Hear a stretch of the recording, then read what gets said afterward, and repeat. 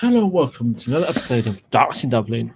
We lay our scene once more in the Trinity College Dublin Hermetic Chantry, where the Chantry librarian, Michelle Donnelly, is being invited to a meeting with Rupert Gallo to discuss recent events that have befallen the Order and how they might improve matters somewhat.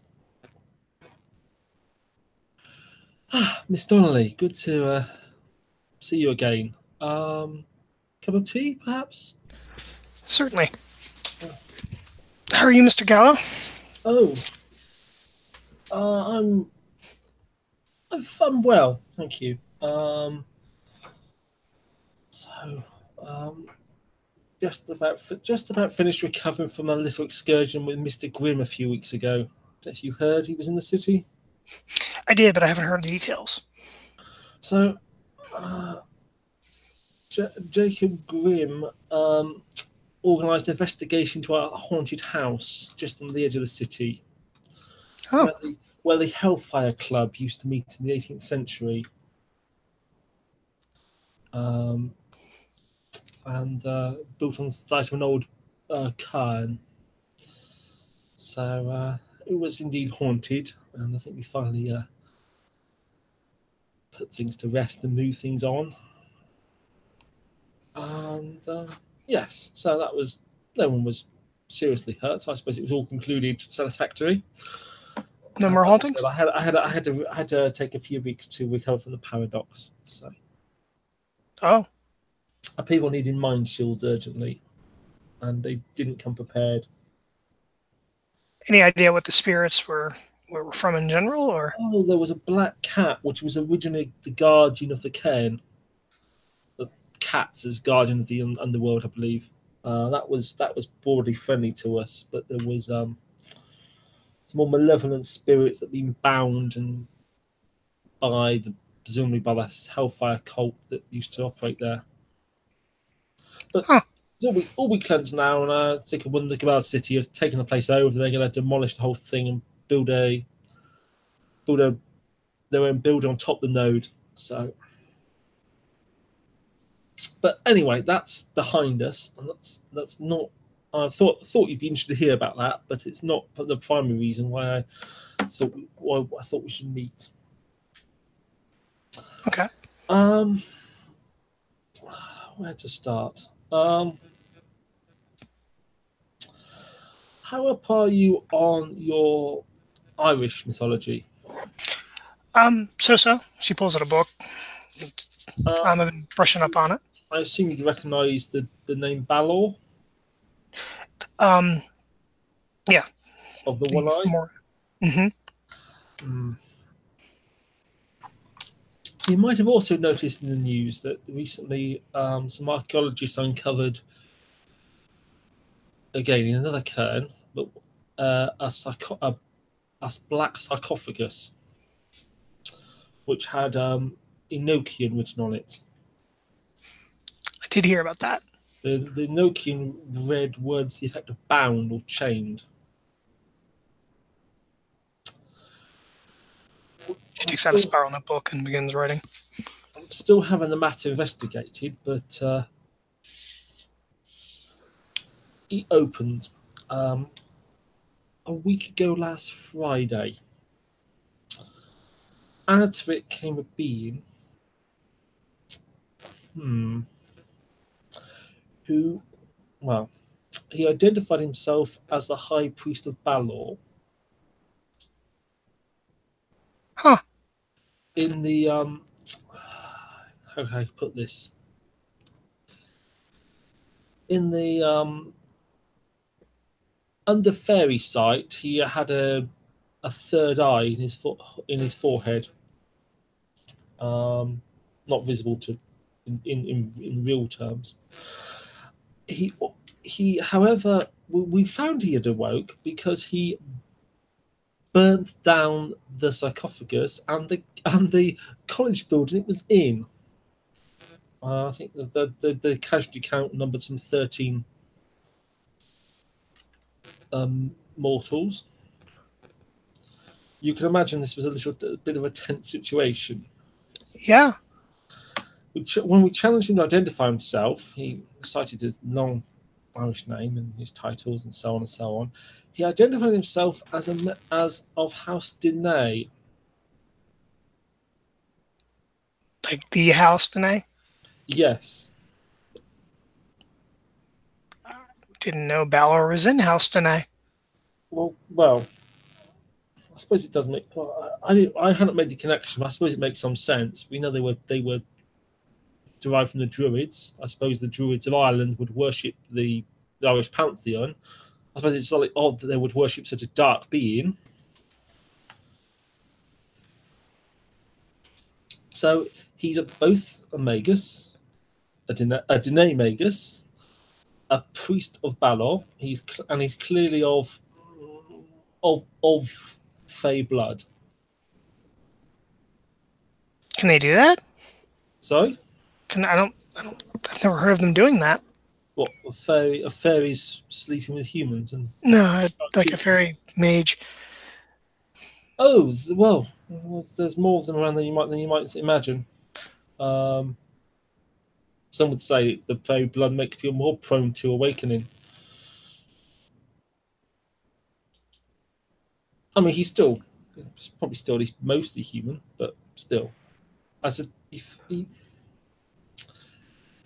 you can, as I said, this was a tense standoff. I have published a paper about the legal side of it. I challenged him to identify himself. He did not. He said he was not a magus of good standing. Evidently, he was essentially renounced and imprisoned by the Dene. He claimed he was imprisoned in 990, which would put it before the Schism War by some 13 years. But he clearly declared hostile intent towards us, and said when I asked him if he would at least intend to uphold the oath, he said that he held prior oaths above it, presumably oaths to Balor, which again, you can imagine Hermetic Law takes a dim view of such things. We certainly fit in the profile. So we have offered him hospitality, and he refused and went on his way. It might have got. I don't think it would have ever gone well, but the whole thing might have gone a little better if Rory, that's our adept of Magia of House Meronita. He's a bit of a young lad, a bit reckless, shall we say. He opened with telling him about the Schism War. It was probably not the best start. He led with that. Yeah, that was his opening line. By the way, he used terms like murdered your entire house. Well, that's certainly a good way to make friends.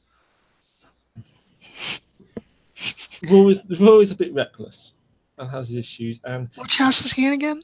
He's Meronita. He's been causing He's widely disliked because for some years now he's been singing a song he made up about how the Meronita was slaughtered. Sorry, about how the Dene was slaughtered. Focusing on killing children and such like, which you can imagine rather offends lots of people for whom that's their ancestors who are our war dead. Yeah. He was all. I believe I first met Rory some 2.5 years ago. I was actually called in to prosecute him for some particularly stupid actions which had caused various mages to lose limbs permanently. After a botched incident involving the nuclear power station and a sorry. We're getting off topic. Sorry. Okay. But I think it's important that you get some sense of what's afoot. And so this individual went on his way. A few days later, he showed up in Cardiff. I don't know if you've heard the reports. Where he destroyed the chantry there. He walked through the wards. Magic didn't seem to affect him. He was now wearing armor with a great eye, carrying some kind of sword. Or with that sword, he just slaughtered the masters and others there, swearing war upon us. So he refused hospitality, and now he's doing that. So I hope that, yeah, I thought, well, clearly he's a renounced magus, and by right we probably should, you could argue we should have attacked him. But I was hoping, well, given everyone who renounced him had themselves been renounced, and given what he suffered in that box for 1,000 years, there might be reasonable grounds to, you say, extend an olive branch to him. That, well, I think we're past that now. Yeah, clearly. Not to mention the major property damage of the college building, the deaths of the mundanes. Mm-hmm. He casually snaps on his collarbone, simply at anger at the mention of the order. Fortunately, Hume was there, managed to save the poor mundane. But so he then showed up in Edinburgh, where he was talked off attacking by a couple of individuals. Eliza Holt of the Etherites. So we clearly have a problem. We're now facing a being from 1,000 years ago, and I don't frankly understand how he should be able to walk around in this world at this point. He clearly hates the Order overwhelmingly. Now, he gave a name when he attacked in Cardiff. Named it in Welsh, but it translates from Welsh as Mordred. As in the Arthurian Mordred? Yes. Now, it's possible that's simply a name he's taken. But, I mean, some people have also suggested that maybe he's the one who inspired the legends. There was some kind of inscription on the box he was in, which is now the box is now destroyed, sadly, which talked about, essentially his father was meant to sacrifice him, couldn't, and then therefore imprisoned him instead. I say father. It's not clear if that we assume that doesn't mean a literal father. It means someone like a father, perhaps a mentor.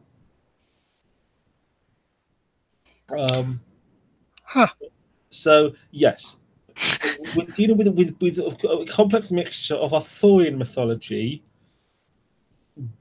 Celtic mythology, to it Balor, and the Dene. Magic doesn't seem to affect him. He's clearly shown the power to immolate a large building. So at least an adept of forces. He also demonstrated the power to gain the language and knowledge from mundanes, so at least a disciple of mind. What was also surprising was when asked, he at least put out the fire in the college before he left. I saw him do it. I had a Prime site up at the time. He expressed his will upon the world. It looked, as far as I could see, to me to be true magic, but he did not attract paradox. None at all? Or as if it was the paradox was immediately negated. Huh. Now, and when he attacked Cardiff, no magic seemed to affect him.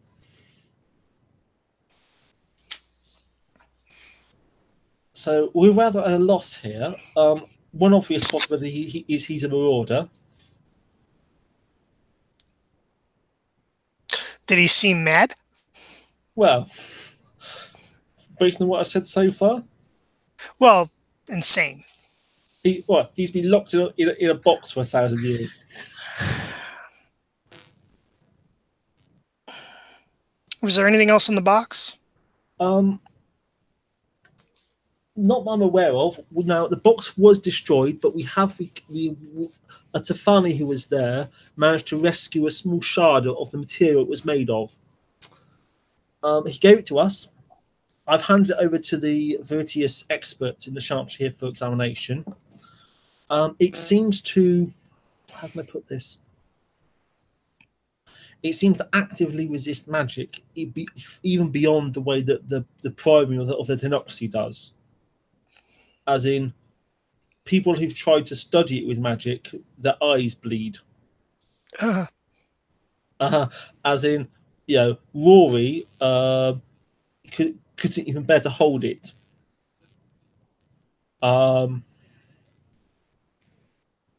so, So, I have a lot of questions. yes, we all have a lot of questions, but please go on.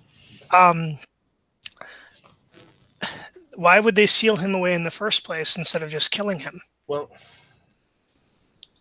based on the description, it sounds like it was his, so we say, a father figure. So perhaps they couldn't bring themselves to do it. So, an emotional, sentimental reasons. That's so much worse, though. Maybe they couldn't kill him because of what he is.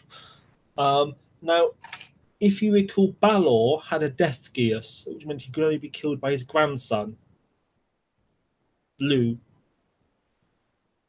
So we were speculating that possibly this high priest of Balor also has his own death geas of some kind. He can only be killed in some particular circumstances. That's going to be fun to try to figure out.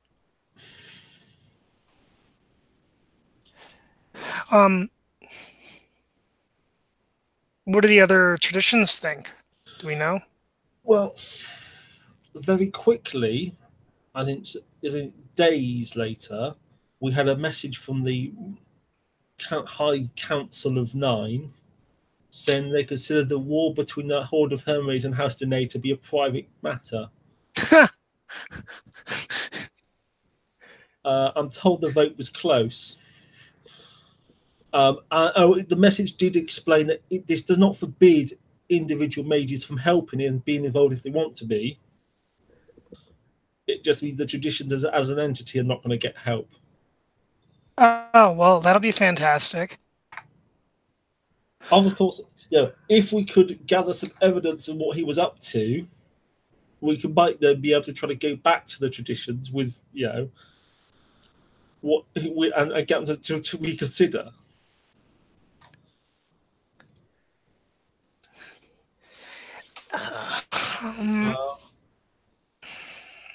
So this has rather obviously preoccupied some of us. The other thing that happened actually the day after he was released, unrelated. So as you may know, 2 years ago we had a ceasefire agreement with the Technocracy. Essentially, both sides needed to clean their own house of corruption, and on that day, the Technocracy were handing over various prisoners of war that they had, some 30 mages, I think, of various traditions and ranks. Who did the negotiating for that? I'm not entirely sure. I know Master Magister D'Onofri, who runs the Chantry, was present at the exchange. So was Hune of House Vitius here. It went a little awry when one of the technocrats killed their own leader. Let's say possibly hotheads of both sides trying to provoke conflict. But it was resolved, and we got our people back, including some which were thought dead. So there with Lord Sisho, the Ebon Dragon. He's the leader of the Akashics in the city. He's a master of mind.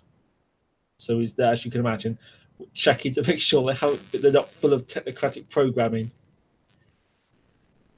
Good idea. Are they? Do we know if the technocrats are aware of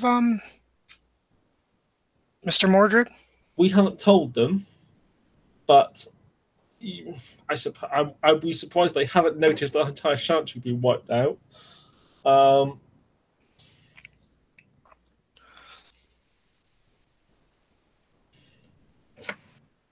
So So yes, so that's where we are. Obviously, we in the short term we've prepared some contingency plans.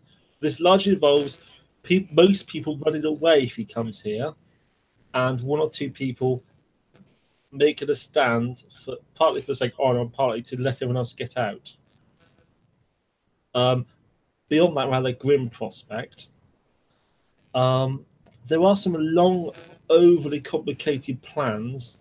Essentially, use the fragment of the box to scry the avatar of the person that made it,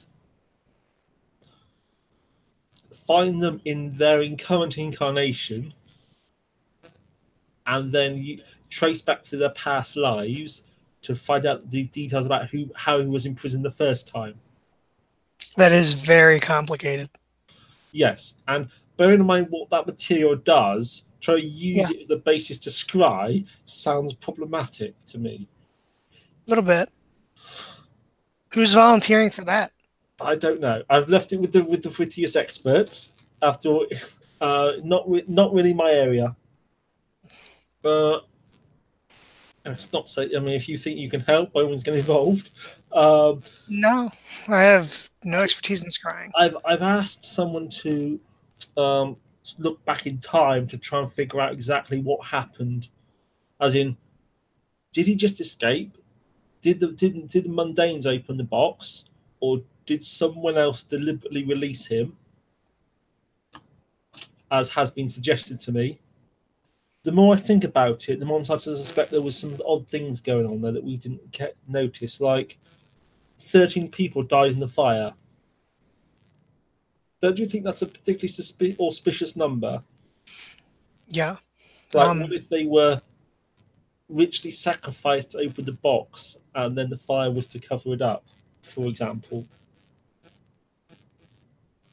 Could be. That's a very interesting number to pick as well. So, anyway, I have asked someone to look into that with time. That's again.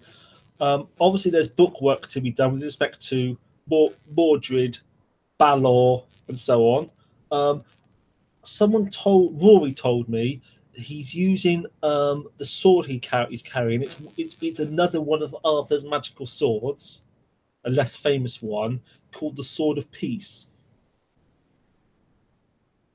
Rory has that?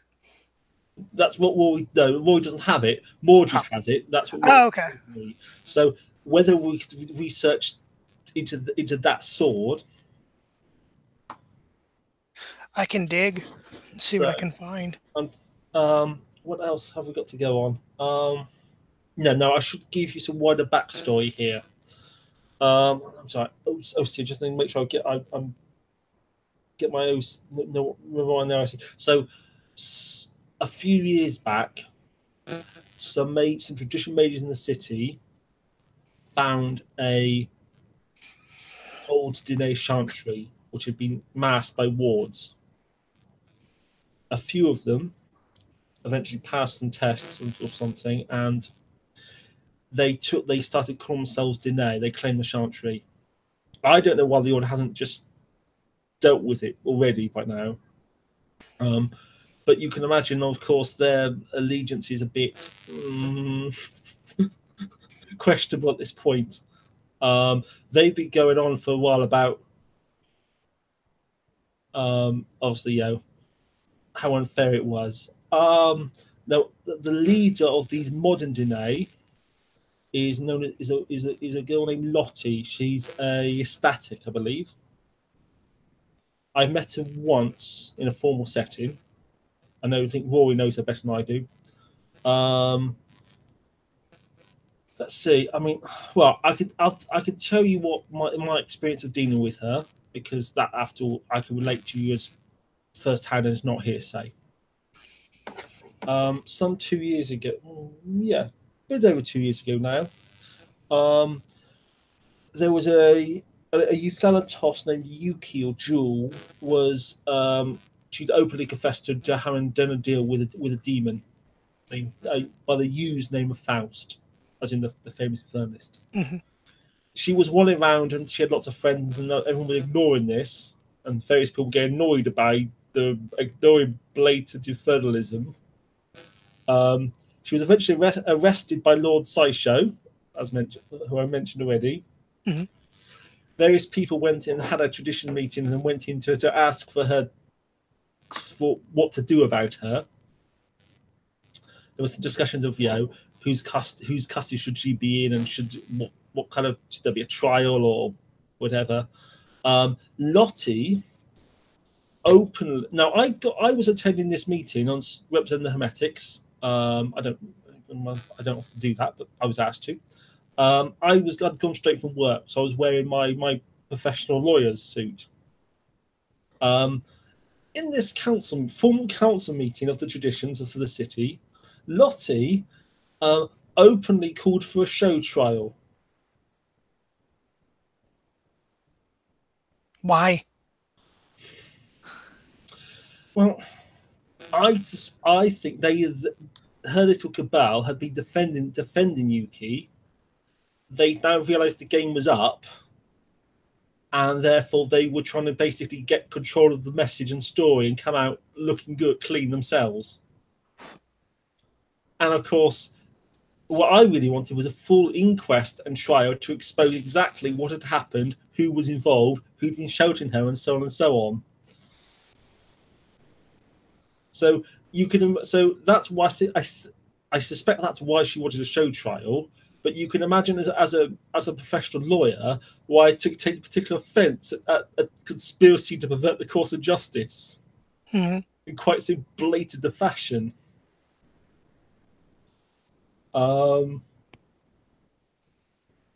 Anyway, that matter was eventually resolved.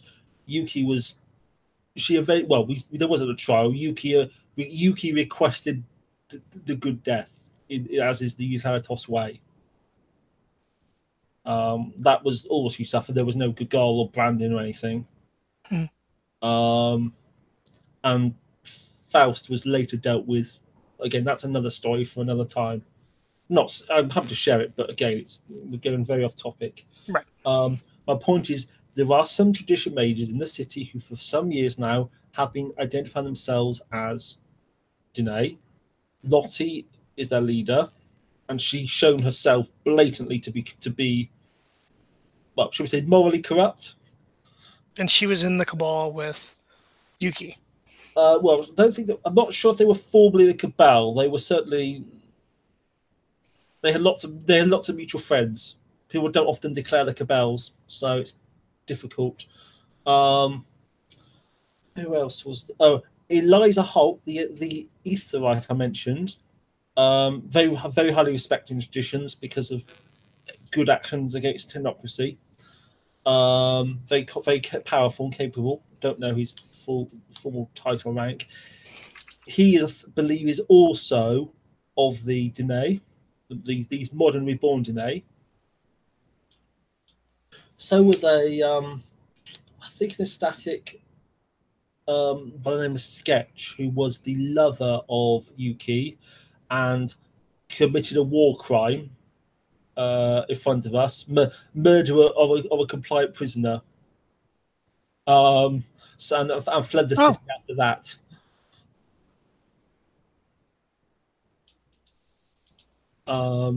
So now, obviously, we don't know precisely what the relationship now is between Morgan, shall we say, an original Danae, and these people who have claimed one Chantry and taken the name.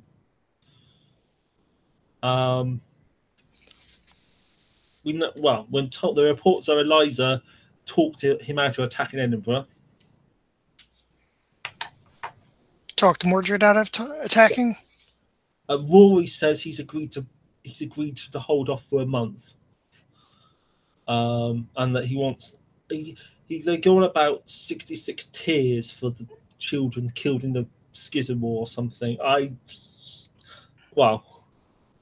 Obviously, slaughtering the Chantry in Cardiff is not exactly going to elicit much sympathy. No. And if they were legitimately convicted of massive crimes, and there was a 10-year war to kill them. and frankly, it was a bit touch and go, I gather. So okay. Um, so we need to find a way to defeat Mordred. Mhm. Now, hopefully, what I've told you is give you some lines of inquiry or something to go and think about. I have some ideas. The 13 thing, Yes, the Templar thing that happened here a couple years ago. yes. Do you think there would be any connection to that? Friday the 13th, 13 Oh, people dead. I'm impressed. Not many people know about the Friday the 13th principle. Yeah. Right. Um, I I don't see any connection to that. I mean, I think 13 is a auspicious number. The Templars, I can talk more about how the Templar thing was resolved. I don't know exactly what you've heard or so. The Templars the matter was concluded. Actually, yeah, no, I can tell you how much do you know already. Not a lot. Okay, so the Templars. Let me think about this. How we start. So they Templars rejoined joined the Celestial Chorus. They then, however, purged the chorus of the non-Christian members, so the Jews, the Muslims, the pagans. They then announced they were leaving the traditions, which the traditions said, "No, no, you don't speak for the Celestial Chorus." Um, we eventually went to war with them to rescue prisoners. It turned out they'd found a way to sacrifice people and to consume their quintessence, their spirit, their energy, their faith. They were building a new celestial being, essentially a new archangel, they thought.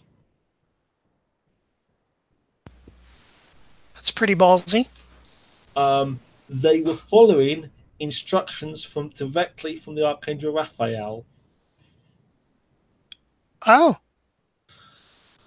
and honestly believed they were serving the one because Mhm. when an archangel tells you there's something, it turned out Raphael had deliberately given them instructions that could be misconstrued and was consorting with a demon known as Faust.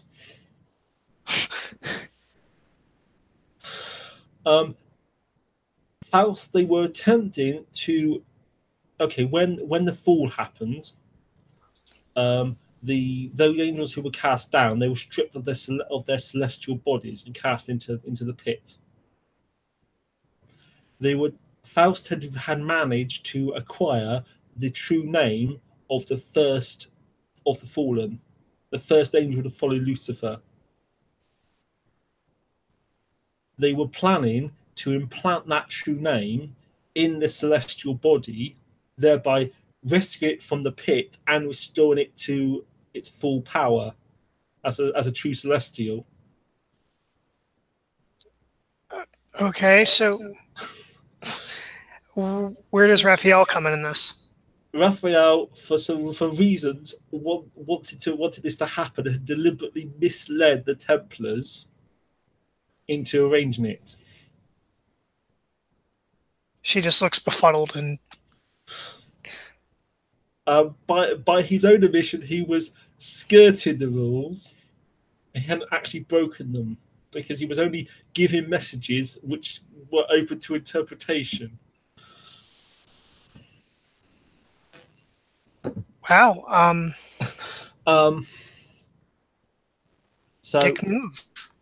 um, the creature Faust.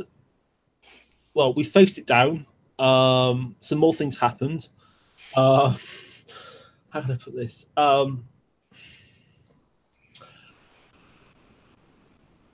Okay. A being who identifies itself as Lucy appeared. Who's popped up around here before.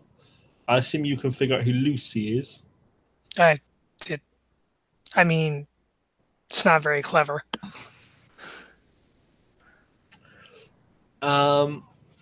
Okay, so Faust, Summerus prayed devoutly, and Faust was cast down back to hell. So I don't expect to hear from him again. Um, a normal human soul was placed in the celestial body. We later learned this was the soul of the unborn child that Yuki was carrying when she was executed.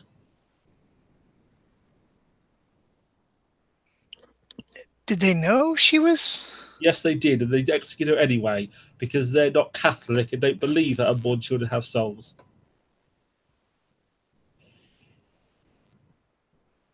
How far Despite the fact along was that in she? many societies, execution pregnant women is forbidden.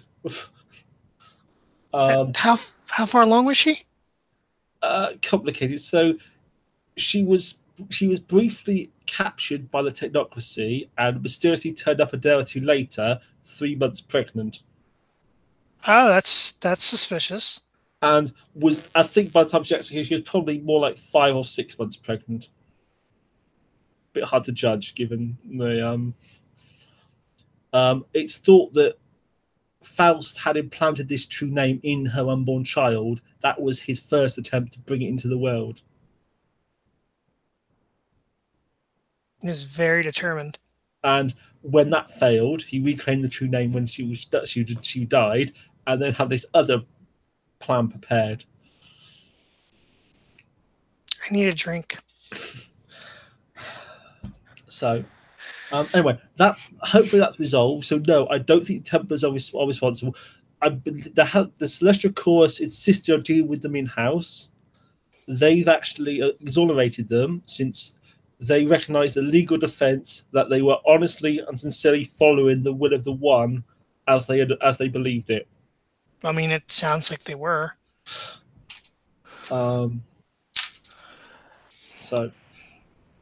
I am planning to speak. I have one or two contacts there, as you can imagine from that incident. So I'm planning to at least discuss the Mordred situation with them. I mean, they may have. I'm hoping they have their own archives on things like Arthurian legend. Well, I would think with the Holy Grail thing and King Arthur. Quite. It's technically before their time, but it's the sort of topics you'd think they would have an interest in. Lore goes all kinds of different directions. So, so my plan is to speak to the Templars, try to coordinate people to work on this, and if he comes here, I volunteer to make the stand while others get away. You're gonna stay if that thing attacks? Someone has to. Someone has to try to hold him off. Can you?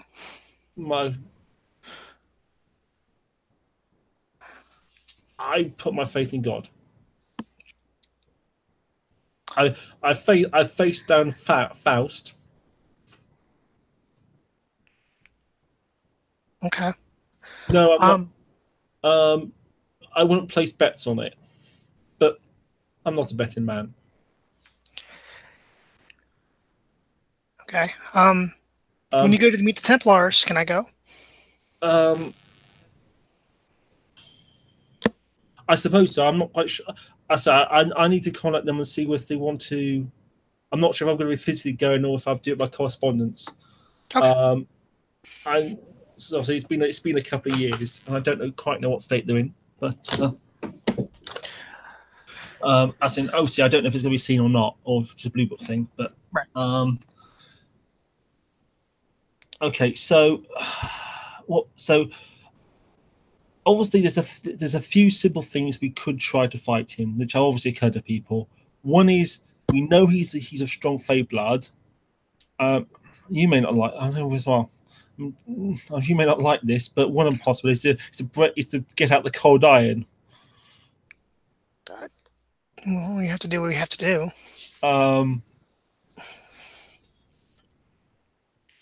One is to I know. One is to I don't know. We don't know if anyone's tried purely mundane weapons. If someone pulls out a gun and shoots him, could be worth a shot. I see the pun. Now, one idea is to, given he's manifestly a pagan at best, infernalist at worst, he's manifestly declared himself an enemy of God. That we try but gather a lot of fair folk respond badly to items of faith, which we try, the items, holy prayer, holy relics against him. Do we have any of those handy?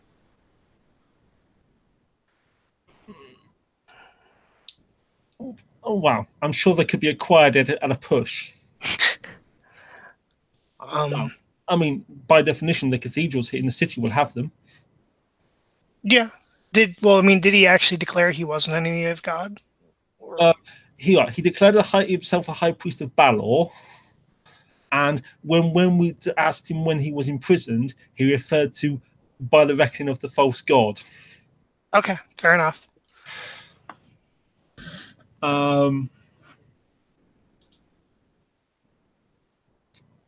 So those are some very simple ideas we've had, but really,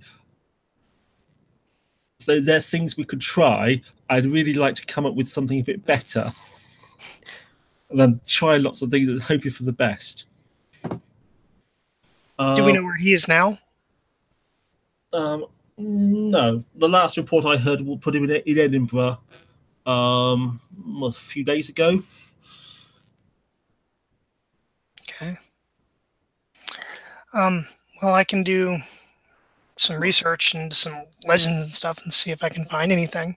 Yes. Well, as I said, we've got multiple mythologies and histories to dig through. Yes. Maybe, well, I don't know, maybe lots of things. Are the restrictions aware this could become an everybody problem? Well, he seems quite hostile towards us in particular. But yeah. Well, if he happens to start obviously committing mass crimes against the mundanes, hopefully, so we could then bring that to the council. Yeah, I would have thought. Yeah, they would consider him an enemy of Ascension, especially if we can, after all, we don't know the nature of Balor, or rather the nature of the Balor that he's worshipping. Right. He could be, like many of the Irish mythology, he could be of fairy. He could be a high umbral spirit. He could be a demon.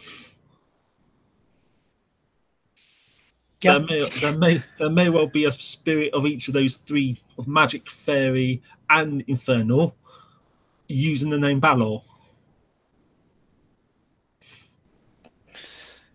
A lot of reading to do. Well, as I said, we hope the book research comes up with something, maybe some insight into his death chaos. Maybe we got research based on the Shard of the Box. I've wondered if, because of his fairy aspect, that he needs his story to be completed. Essentially, he needs someone to play Arthur again.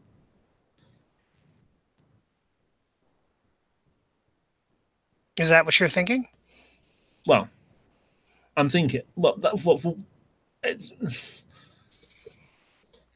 Well, I wasn't thinking me personally necessarily. Well, but someone that maybe what he really needs. He needs he needs his story to be completed, and then the cycle will go back again for another 1,000 years. I don't know. Maybe it depends how literally you want to take the mythology. Maybe there is an Arthur sleeping out there in Avalon, in the depths of the fairy. It's possible. I mean, or maybe those are just stories made up about him, and they're all far from the truth. Or maybe he's just a name he uses. There's far too many maybes here. Yeah. Um, but you see why this has suddenly become our highest priority.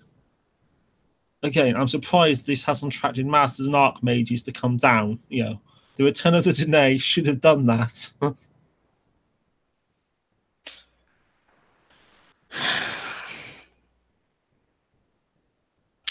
Well, we considered the Marauder thing.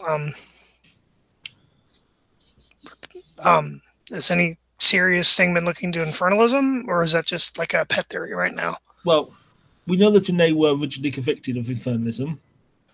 We know absolutely they used to do human sacrifice, which is obviously deeply suspicious at best. I mean, Julius Caesar recounted their ancestors and reported they were burning people alive in wicker men. Or in the museum down the road, they found the bodies where they used to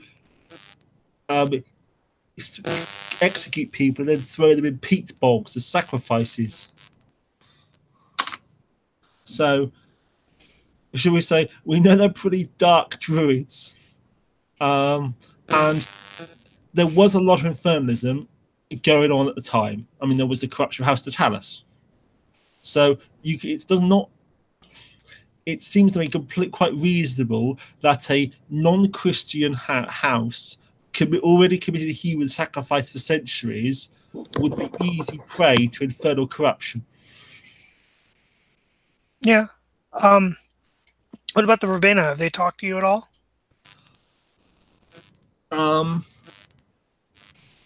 Or I guess No, not to me.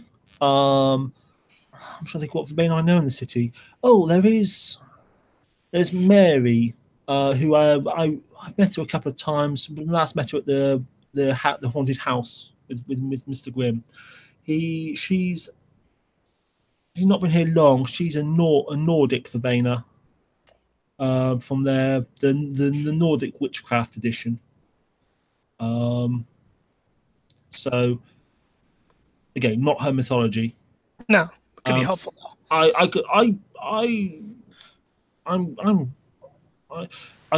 have, she certainly did not, she gave a good showing like in the haunted house. She did have a curious, she willingly allowed a spirit to possess her for the benefit of communication, which is not a practice I would generally encourage. No, but it might be a more Nordic thing. It sounds more Nordic. Yes, well,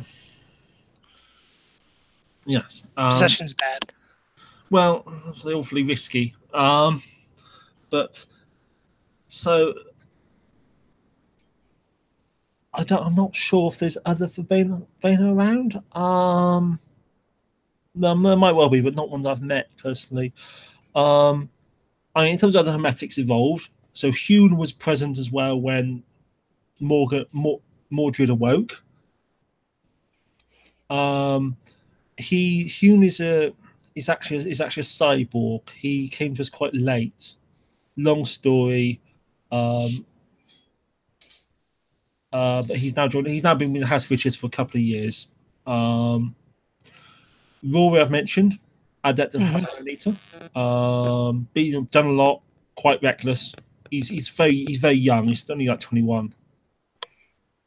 So he's got to a very high rank, very young age. And I think he's got very strong fairy blood. I think his mother is a fairy, who's very, very old.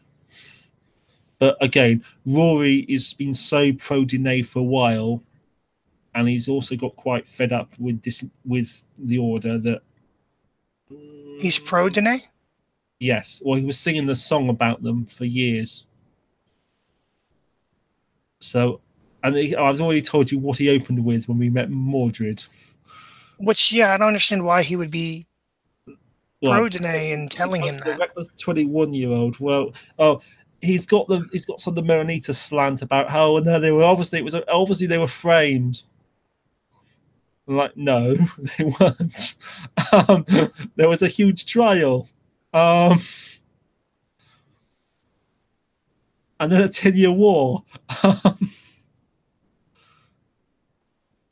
Sorry, I can't believe our ancestors fought that kind of war, without being pretty sure.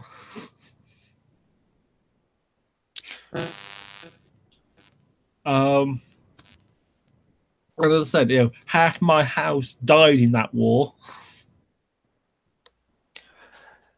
Has he talked to his mother about this at all? Do you know? Quite possibly. He hasn't, not that he's mentioned to me. I think he's got some background in the Arthurian legends.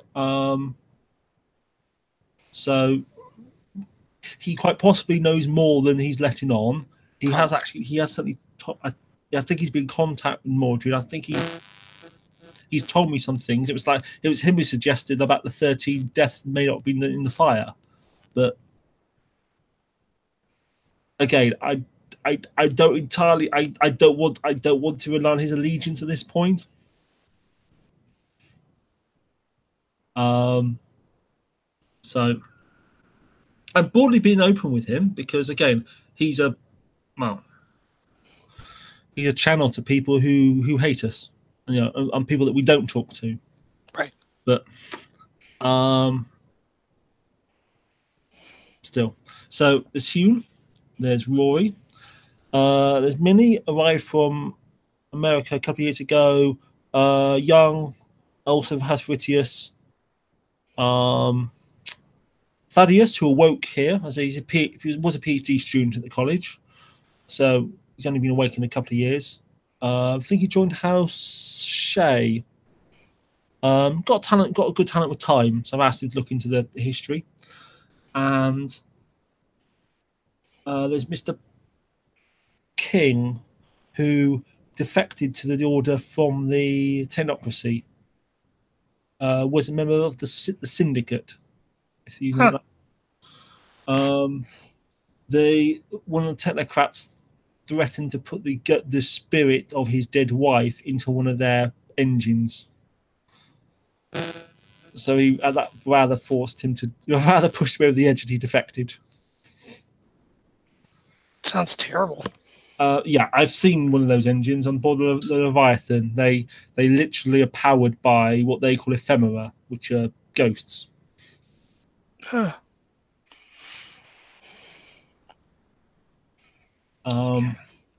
So he's Mr.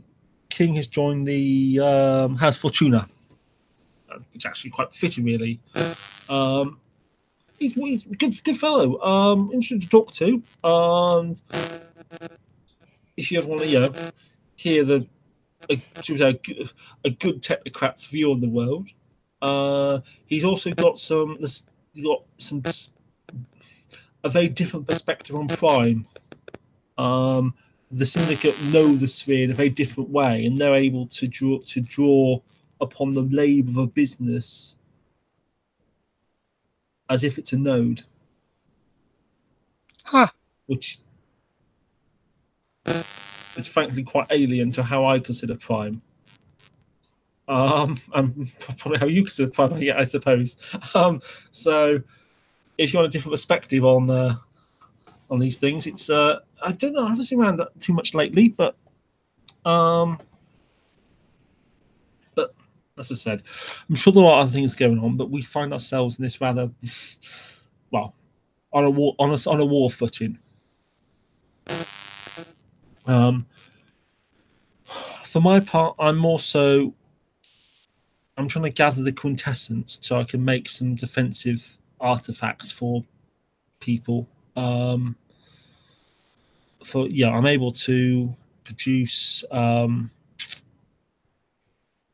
say simple artifacts that strengthen someone's patterns so they can resist enchanted weapons, for example. But again, I need the quintessence to do it. Has anybody else volunteered to stay behind? Not to my knowledge.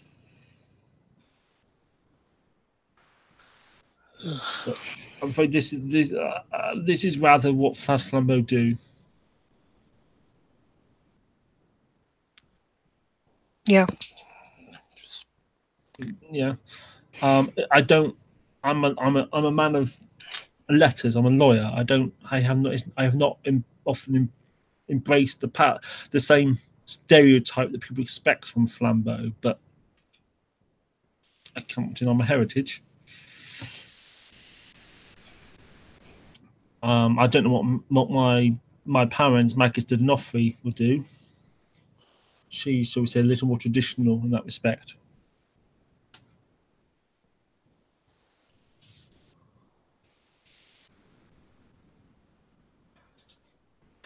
Okay.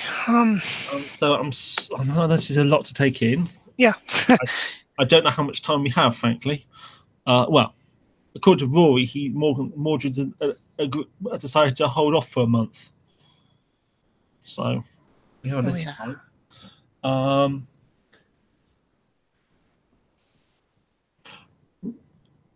Are you in need of an artifact such as the one I've described? I don't have anything like that. So, I mean, that could help.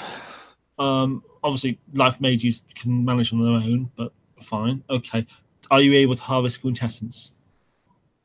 Yeah, to a degree, yeah. Okay, well, if you can harvest the quintessence when you've got sufficient, I can transfer it and then make the artifact for you. Okay. It would probably take around 18. Okay. So let's see. You need a dot to harvest, right? How much have you got? I got 1. Okay. With prime 1, you can cast Heart's Blood, which means you lose a health level, unhealable, and gaining 1 quintessence. Now you can do that once a day because you heal one health level a day if you're only down 1. But honestly, that hurts. If you've got prime 2, you can cast Burnt Offerings once a day, which gives you 1 quintessence. Or if you've got Matter as well, you can get 1 quintessence for each success on the arrow roll. I got the XP. I just missed the downtime. Oh well, you could ask Evan now. He's only just finished after all. If you've got the XP, yeah, I would. So that would be a thing you could do. And then of course you just blue book once a day, Burnt Offerings.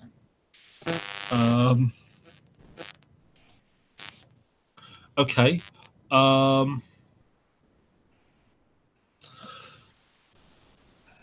Okay. Well, I said I'm trying to sort out who's able to harvest quintessence. Potentially Rory might be able to supply a lot because of his strong blood. Do you think he'd be willing to? Well, he sounds it. Well, as I said, all we're talking about is making purely defensive items for other hermetics. So hopefully, I can show by doing this. I can show him. Look, there's benefits to being true to the order. We are all individuals, but at the same time, we also help and support each other. Hume, I know, is in a cabal of a few people who never claim the node at the old Hellfire house I mentioned. I'm not in a cabal myself. I was in one some years back, but it broke up when various members left the city. Something I need to sort out at some point. If we've got sufficient time. Possibly have a month. Well, yes, if he's going to come straight here. Oh, some say it's odd he went to Cardiff first, not here. We're not quite sure why. Maybe it's the Arthurian connection. Maybe it's place of importance. But then Edinburgh, that's not in any way Arthurian. No, not at all. Isn't there a place named after Arthur in Edinburgh? Arthur's seat. Might be.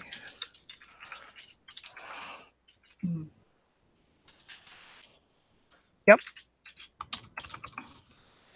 There's a peak of hills, or main peak in the group of hills in Scotland. That could be a good way to track him. You might go to Arthurian sites. You could be place to place. Let me see here.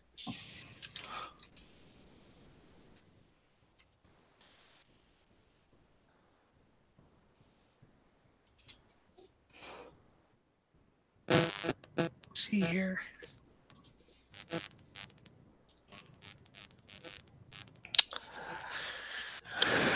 Cornwall, Island of Arran. These might be some good places to check out. Yeah, not that we particularly want to find it at this point. No, but maybe we could get some hints or something. What about, does Cardiff have a connection?